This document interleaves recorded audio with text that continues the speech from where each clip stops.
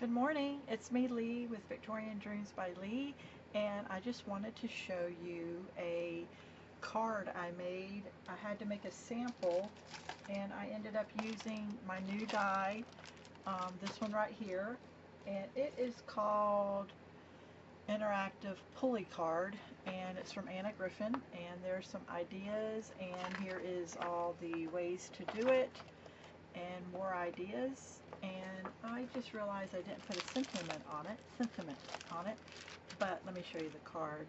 I want to make several for a baby cards, but this is the one I made, and you can see that it folds up like this. All this is Griffin paper and embellishments and foil cardstock, but isn't that beautiful? And it stands, well, let me pull it back some because it stands straight up like that, and it is just so pretty. Look at that. Can you see all the dimensions on it?